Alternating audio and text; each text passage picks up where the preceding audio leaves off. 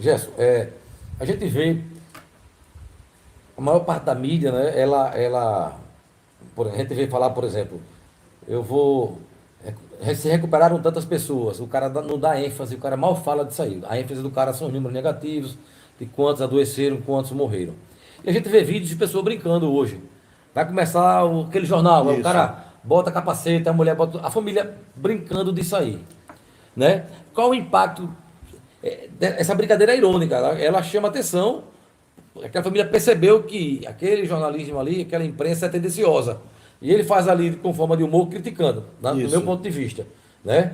Então, tem gente que consegue perceber que realmente há esse exagero, há essa tendência daquela imprensa, daquele jornal, e tem gente que absorve aquilo realmente ali, E tem às gente vezes que está até em cria, pânico, né?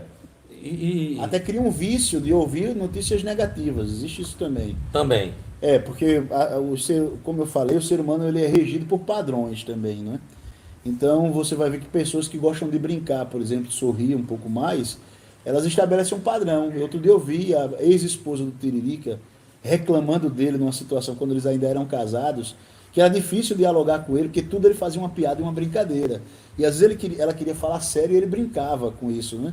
E ela falava isso um pouco irritado, e ele brincou na mesma hora, tentando atenuar a situação. Então, o que eu estou tentando dizer? Veja, o que rege a gente ser mais sério, mais duro, brigar, ser mais explosivo, ser mais triste, melancólico ou não, é a regulagem hormonal que a gente tem no nosso cérebro. Isso vai se moldando ao longo do nosso desenvolvimento. Então, você vai ver que pessoas que botam uma cara mais sisuda o tempo todo com muito mais facilidade, né? Outros que se irritam, que explodem com muito mais facilidade. Então, essas pessoas, elas vão buscar razões para justificar essas explosões. Outras pessoas que são tristes, melancólicas, essas pessoas sentem, a estrutura delas sente falta dessa melancolia e E dessa gosta tristeza. disso, né? Exato, então Não é que ela elas vão gosta, dando ênfase. ela Não fica tem, saciada. exato, ela não tem muita culpa, porque ela não tem controle. Por isso que é importante as pessoas se autoavaliarem e buscar o olhar do outro para facilitar esse processo de autoavaliação. Porque sozinho não fica fácil fazer esse processo. E aí o que acontece? Como a gente tem um noticiário agora, que propositalmente, que ali é um processo pensado, né? Ele divulga exageradamente o quadro negativo, Destaca. exatamente, não é não, no lugar de dar ênfase à esperança, né, a fazer isso é Os bons números, os bons casos, os bons exemplos, exatamente, né? isso é um desserviço social, isso cria, na verdade, até uma fragilidade no próprio sistema imunológico de quem está assistindo. Ou Até porque seja, o imunológico tem muito a ver com o com emocional, né? Tem situações tudo a ver. emocionais, as pessoas que estão nos ouvindo, elas são prova vivas disso. Quem aqui, ao ter brigado com o namorado, com a namorada, ter passado por uma crise financeira, que sentiu que ficou psicologicamente muito abalado, em seguida não teve uma gripe muito forte, não teve um problema de saúde muito forte? Olha, tem dados estatísticos que mostram que as pessoas passam por eventos O muito Davone, quando acabou o namoro com o tristes. surfista, o cabelo começou a cair. Olha, a gente tem dados que comprovam pessoas que apresentam um quadro de câncer anos antes, ou às vezes até mais próximo, tiveram eventos extremamente marcantes de maneira triste na vida. Por isso sorrir é tão importante, por isso a gente encarar de maneira positiva as dificuldades é importante. Buscar do lado E bom, os né? Não é ser noticiários, irresponsável. não, de forma a É você irresponsabilidade tentar não. se agarrar com a coisa positiva. É como nós Não aqui, nós esquecer o estamos negativo, né? mantendo uma distância de segurança. Tem álcool aqui em todo lugar. Ao chegar aqui, a gente tomou banho de álcool de todo jeito e temos mantido o máximo de segurança mantendo essa distância, né? Então, por que a gente tem feito isso? Porque a gente não quer ser negligente com o processo, a gente quer ser responsável com o processo. Mas, daí a gente ficar dando ênfase somente a situações negativas, e aí o cérebro humano, ele é muito mais afetado pelos processos negativos do que os positivos. Por quê? Vamos pensar sempre no homem primitivo, porque o homem, todos nós, gente, todos nós que existimos, nós viemos desses homens primitivos. Então, numa época primitiva, se houvesse uma notícia ruim ou um problema que afetasse alguém e as pessoas negligenciassem, elas não podiam estar vivas no outro dia. Notícia boa, não. Não, eu vou ver se aproveito isso e vou, não, tudo. Mas a notícia ruim, quem negligenciava ou quem deixava de lado, podia não sobreviver ao dia seguinte. Então nós estamos vivos hoje porque os nossos ancestrais deram atenção a notícias ruins, e os noticiários sabem disso. Então eles exploram ao máximo notícias ruins, há até proibição legal hoje de não mostrar, de não mostrar cadáveres, de não mostrar cenas muito violentas, né? Mas a gente sabe que, por exemplo, mais do que o sexo, é notícia ruim para vender, né? Então, a sexualidade é algo que nos movimenta muito, e aí por mais que as feministas tenham alardeado aí, criticado o uso do corpo feminino como objeto, como isso é extremamente rentável para o mercado, a gente vê que ainda continua-se constantemente um processo aí de exposição do... Mas a notícia ruim vende mais do que o sexo. Vende mais porque ela mexe diretamente com as necessidades de sobrevivência. Diretamente. Então o sujeito, a gente não consegue deixar de prestar atenção a um perigo, a uma ameaça. Tanto é que os dispositivos de ansiedade, de toque, tudo isso, eles são, na verdade, sistemas de alerta que são ativados na expectativa de que possa acontecer alguma coisa trágica no futuro. Isso é o que diferencia, na verdade, o medo comum da ansiedade. O medo comum é o medo de algo real e concreto que está presente, sim, que está na iminência de acontecer agora, ou que aconteceu, que está ali. Você tem que se esquivar da situação, fugir da situação. Já a ansiedade, você tem a sinalização de que algo ruim vai acontecer no futuro. Olha, os neurônios da amígdala, que são os que controlam o medo, eles não conseguem ficar ativos para disparar a reação de medo por mais de 3 minutos. Mas o da ansiedade, que é um quadro mais complexo, pode durar horas, dias, semanas. Você tirou uma nota baixa quando era garoto na escola? Tirei várias. E aí alguém vai lá e diz assim, eu vou falar para o seu pai. Qualquer dia desses eu falo para o seu pai, meu irmão, até aquela notícia chegar ao seu pai, todas as vezes que acontece alguma coisa que você acha que seu pai foi noticiar, você está sofrendo com aquilo ali. Então essa angústia da ansiedade leva, inclusive, as pessoas a confundirem problemas cardíacos, que na verdade são apenas ansiedade. E hoje, com o Covid, muita gente com falta de ar... A ansiedade altera o batimento cardíaco? Ela pode alterar? Altera e muito. Altera, o quadro é praticamente idêntico ao de um ataque cardíaco. O sujeito tem todas as reações. É tanto que as avaliações clínicas é que vão descartar o processo, né? Mas ele tem aquilo ali, parece mesmo, confunde de maneira muito concreta o sujeito que sofre. E hoje, com a Covid, que um dos sintomas é a falta de ar, o quadro de ansiedade gera também essa falta de ar. Aí, Gerson, como é que eu vou diferenciar, então, uma situação dessas de falta de ar, porque eu estou tendo um problema de ansiedade, de uma falta de ar pelo Covid? Então, veja, na ansiedade, a falta de ar que você sente, geralmente, você já apresentou esse quadro em outros eventos, em outras circunstâncias, e é notável no sujeito que quando ele se tranquiliza, quando ele faz um exercício respiratório, que a gente pede, a gente tem um músculo aqui, que é acima do umbigo, eu posso colocar uma espécie aqui de 5 dedos acima do umbigo, que é quem puxa os músculos do pulmão. Então, é adequado que a pessoa faça uma respiração que a gente chama diafragmática, em que ela puxa, ela não tenha vergonha de encher a barriga enquanto respira. E ela faça isso 12 vezes, 15 vezes, se for necessário. Isso não é teste de Covid, não, como foi anunciado há muito tempo.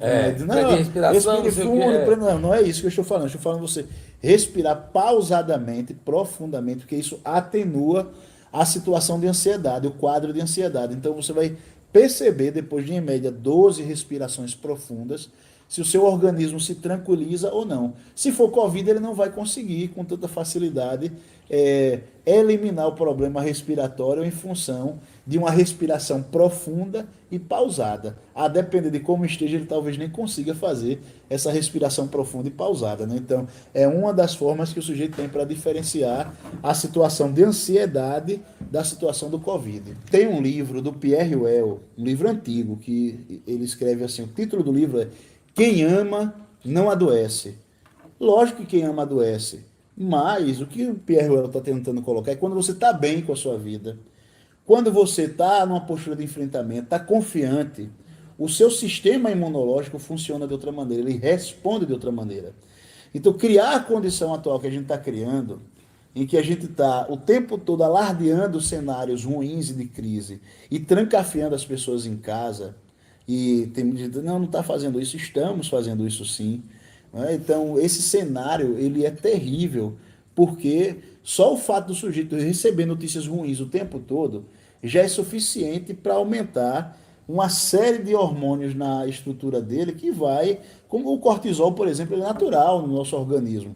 Mas nos níveis que eles são lançados, criando esse quadro, esse cenário negativo, ele acaba sendo prejudicial, porque aí o organismo fica numa espécie de catabolismo constante, em que ele não consegue entrar no estado de anabolismo, que é o estado de alta energética e baixa energética, para ficar mais fácil. Quando a gente se alimenta, o organismo tem um momento que ele libera a energia para que tudo possa estar funcionando. Então, por isso que a gente tem níveis de cortisol que são liberados em horários específicos para haver essa energia circulante no organismo, a adrenalina, né, que é a norepinefrina, a epinefrina, a norepinefrina é do cérebro, mas a gente tem esses hormônios naturalmente, mas o que que acontece? Eles não podem ser numa intensidade muito grande porque o motor precisa desligar em algum momento. Eu estou falando do motor, a célula.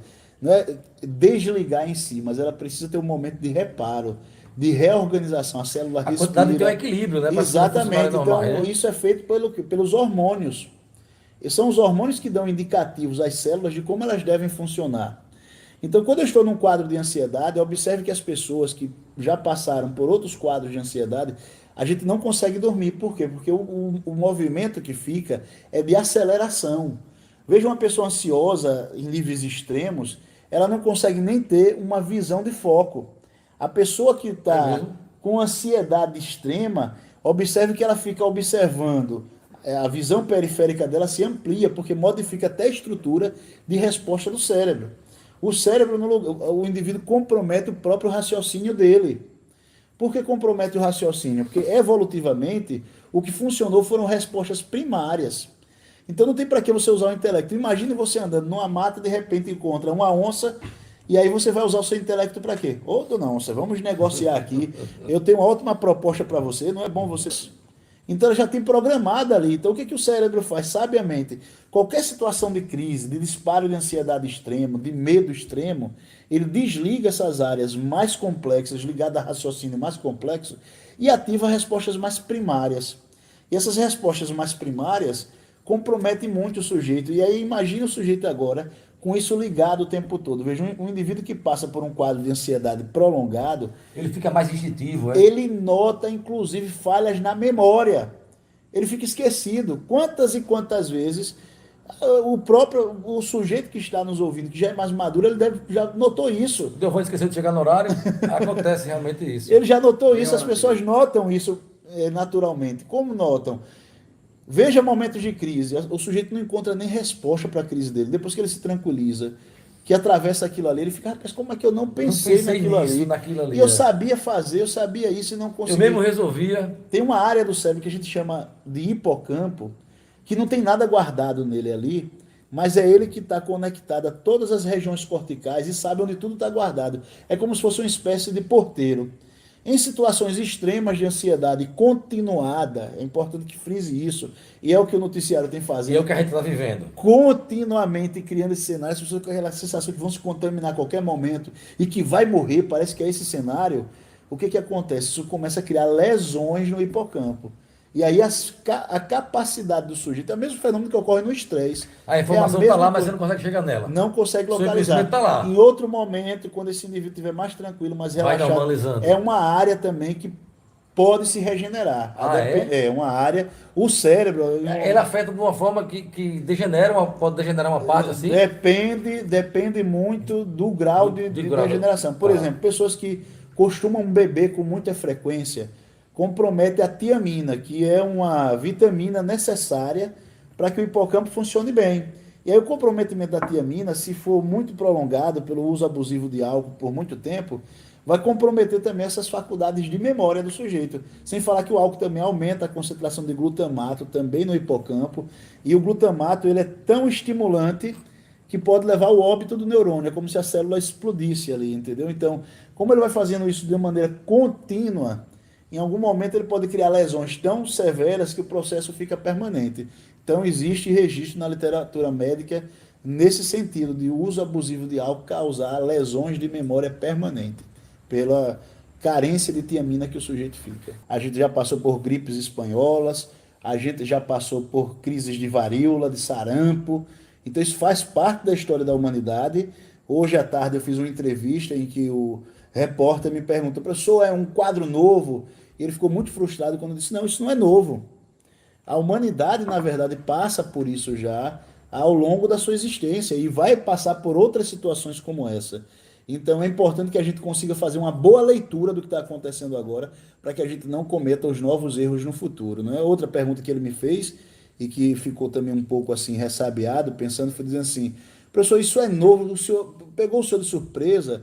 Como eu pertenço a povos tradicionais, eu e já levo um estilo de vida que eu costumo consultar a história, fazer a avaliação da realidade, parece arrogante dizer que eu estive esperando por isso. Mas não é que estive esperando por isso no sentido de pensar em uma fatalidade. É que o tempo todo eu entendi que a vida é luta. E quem não encara a vida como luta, num momento como esse, me parece que de fato não vai aceitar os rigores da batalha.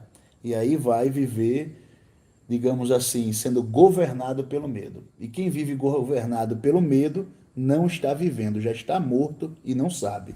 Você vai ser enterrado provavelmente com 85 anos, 90 anos, mas a sua vida já não é vida. Então é importante que a gente seguir pela coragem prudente. Sim, lógico. A coragem prudente é a Não coragem, inconsequente. exato, que faz o homem avaliar o que é necessário Sim. para que ele Pesar. se proteja e para que ele tome as medidas que são de garantia da sobrevida Da segurança dele para que ele Exatamente. possa E viver. dos que estão no entorno dele, né? E não a medida de condenação, de absurdo e de isolamento exagerado, né? Então vamos encerrar aqui. Eu vou deixar você fazer as suas considerações finais aí. Você fala pouco, né? Eu também, assim, faço considerações finais, mas meia hora de consideração final aí. Não, do eu professor. só agradecer as pessoas, dizer que a minha aproximação do Bebeto é uma aproximação por convergência ideológica e que tem sido muito satisfatória, muito benéfica, e espero ter outros momentos como esse, Bebeto, para que a gente possa contribuir com a sociedade, esclarecendo e trazendo debates produtivos. Um prazer imenso e fico muito grato também a vocês que desprenderam o tempo de vocês para estar nos ouvindo aqui e participando dessa discussão conosco.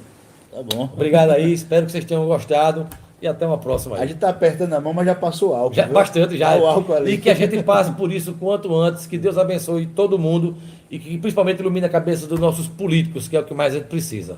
Valeu. Exato.